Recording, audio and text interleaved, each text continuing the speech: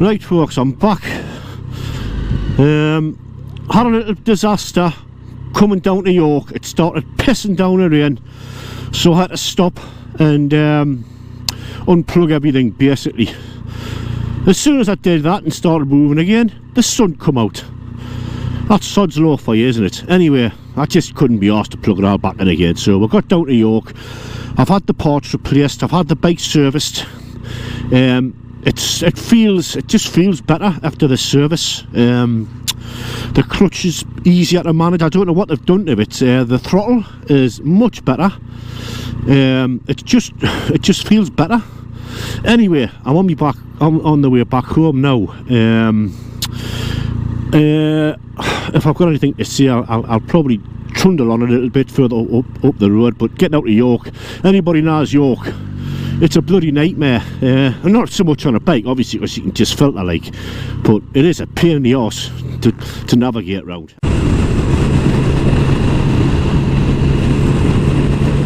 Anyhow, getting back to the bike, I don't know if anybody's interested, but I could give you a little brief history of me and motorcycles.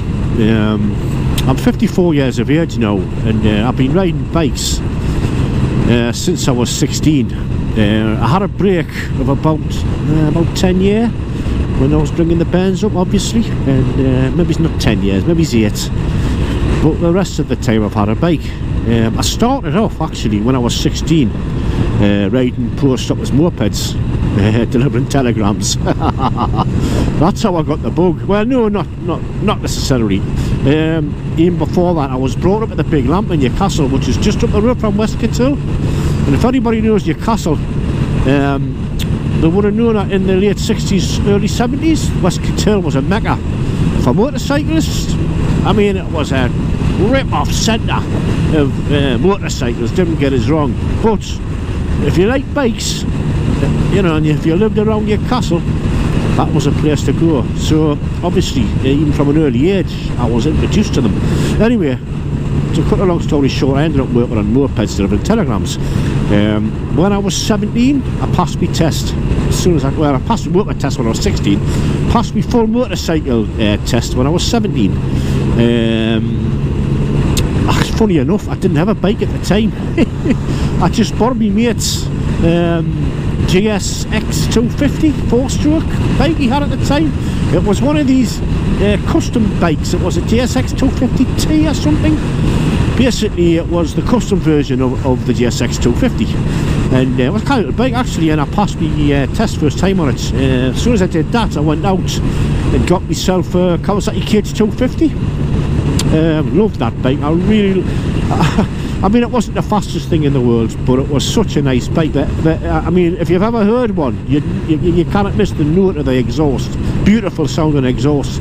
Really nice bike. Not very fast, but I enjoyed it. I kept that for about a year, and then I got myself the Suzuki X7. At the time, it was the fastest 250 you could get. Didn't last long, because not long after that, the RD 250LC came out, which blew it away in performance and handling. You know, it was a revolutionary bike, that LC 250, no doubt about it. Anyway, after the X7, I got myself what did I get after that? I'm trying to remember back, you know. After the X7, I got, oh bloody hell man, I got an RD 250 350.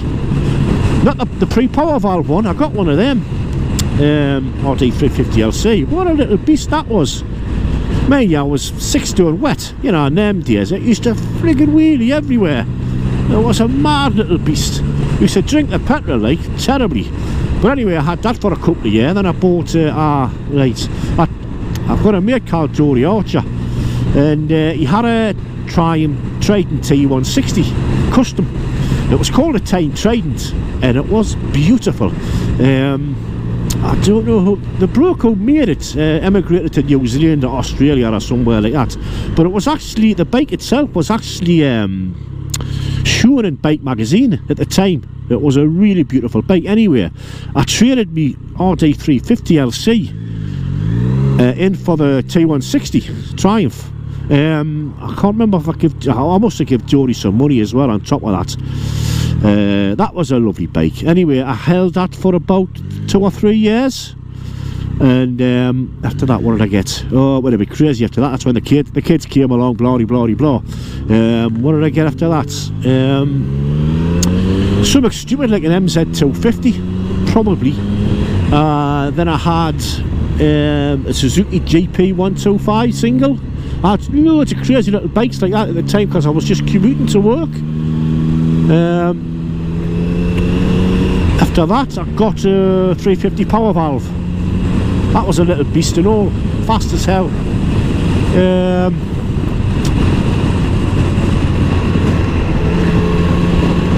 Hold on a minute, get onto this motorway.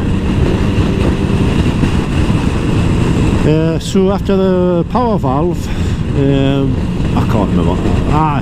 Yeah. After the power valve, I went quiet for a couple of years. Then I went back on 2 wheels and I got a Kawasaki AR6F, the third version, the 650.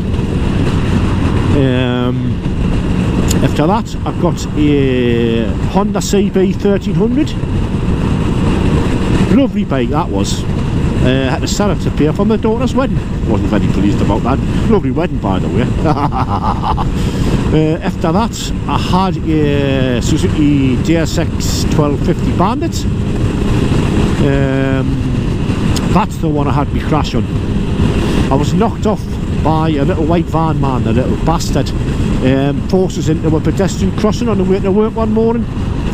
No witness as usual. He claimed he wasn't his fault, you know, the usual crap. I had no evidence. He got off scot-free. I tried to sue the bastard, but I never had any evidence, and he just lied. And the story. It took us about a year to recover from that crash. I was pretty badly beaten up. He smashed my hand. My right hand was fractured all over the place. Badly bruised my left leg. Well, my whole left side of my body. My shoulder was knackered. My foot was up like a balloon. I was off work for 2 months. And it took us a year to recover from that crash, I'm not kidding you.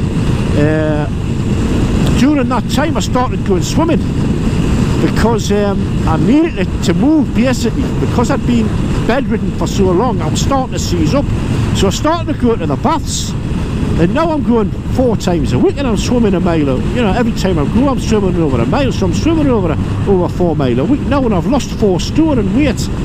I haven't met any biking pals for a while, but if they ever see us again, they'll be shocked because I look totally different. Anyway, I'm gonna shut me cool for now because I have to watch you for these assholes on the motorway, especially the black baron there in front of us, the dickhead. So ta-ta for now.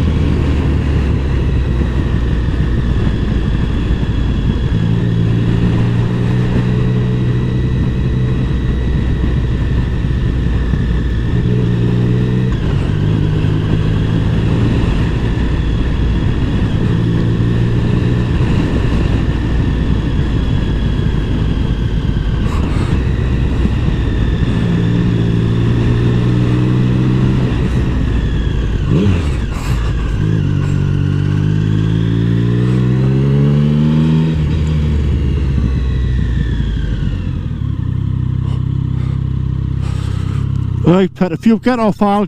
Yeah. You alright?